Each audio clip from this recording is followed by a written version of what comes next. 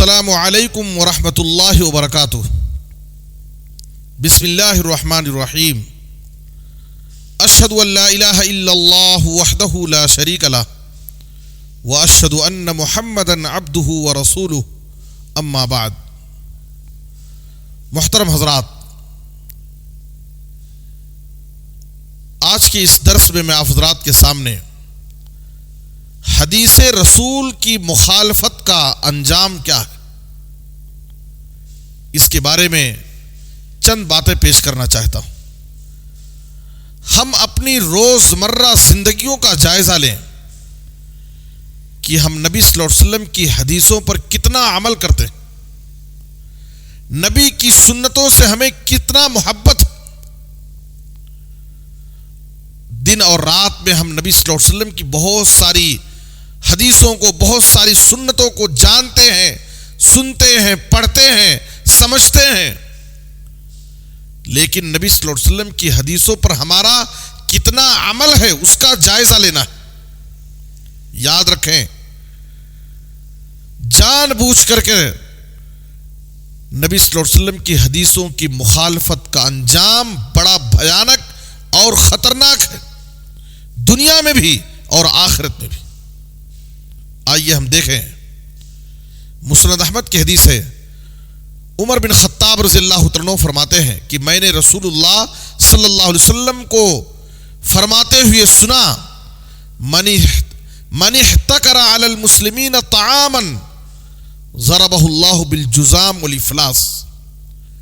جو شخص قحط کے زمانے میں جب لوگوں کو مال کی شدید ضرورت ہو اور ہر طرف قحط ہو، ایسے وقت میں جو تاجر، جو انسان مسلمانوں سے مال کو روک لیتا ہے، ذخیرہ اندوزی کر کے رکھ لیتا ہے، اناج اور غلے کو اسٹاک کر کے رکھ دیتا ہے، لوگوں تک نہیں پہنچاتا ہے، تو نبی صلی اللہ علیہ وسلم نے کہا ایسے شخص کو اللہ تعالیٰ جزام اور افلاس میں مبتلا کرے گا، یعنی اللہ تعالیٰ اس کو جزامی کوڑ ہے اور مفلس بنا دے گا۔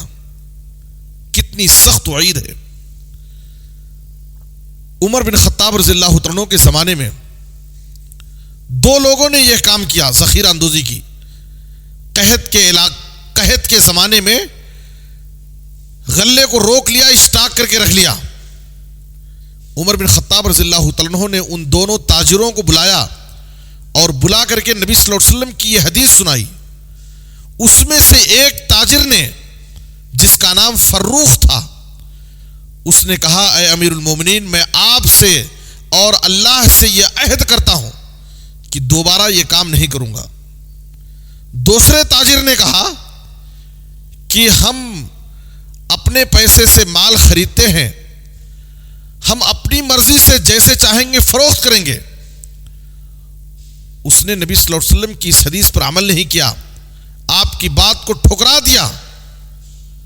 حدیث کے ایک راوی ابو یحییٰ کہتے ہیں کہ میں نے اس کو اپنی نظروں سے کوڑھ کی حالت میں دیکھا۔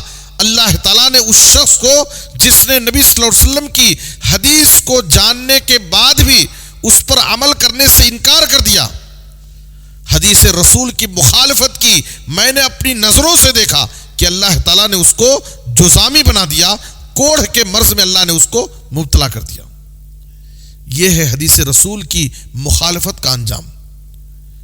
مشہور حدیث ہے، صحیح مسلم میں، ایک دیہاتی بائیں ہاتھ سے کھانا کھا رہا تھا، نبی صلی اللہ علیہ وسلم نے اس سے کہا کل بیمینک، سیدھے ہاتھ سے کھاؤ۔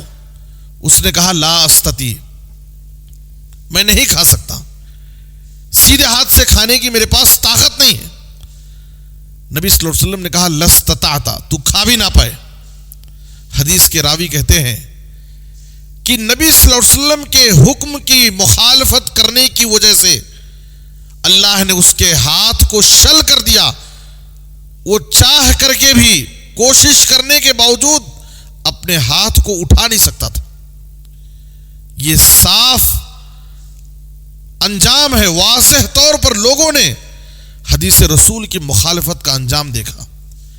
امام مالک رحمۃ اللہ علیہ کے پاس ایک شخص آیا ایک مسئلے کو دریافت کرنے کے لیے. امام مالک رحمۃ اللہ علیہ نے اسے جواب دیتے ہوئے کہا قال رسول اللہ صلی اللہ علیہ وسلم کذا و کذا. اس سلسلے میں نبی صلی اللہ علیہ وسلم کی یہ حدیث ہے, آپ صلی اللہ علیہ وسلم کا یہ فرمان ہے.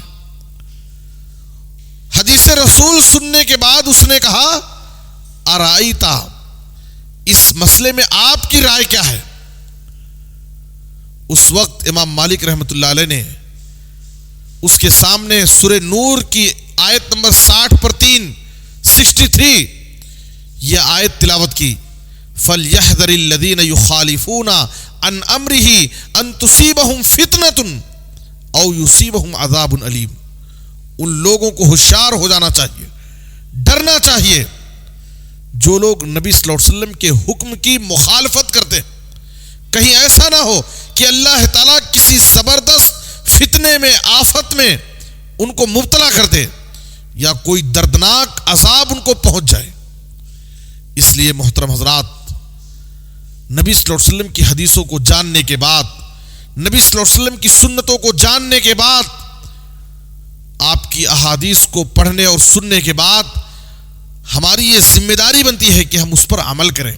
جان بوجھ کر حکم رسول کی مخالفت, حدیث رسول کی مخالفت, نبی کی سنتوں سے اعراض کرنا, یہ ایک سنگین جرم ہے جس کا برا انجام دنیا میں بھی ہم دیکھ سکتے ہیں اور آخرت میں بھی دردناک عذاب کے مستحق ہو سکتے ہیں.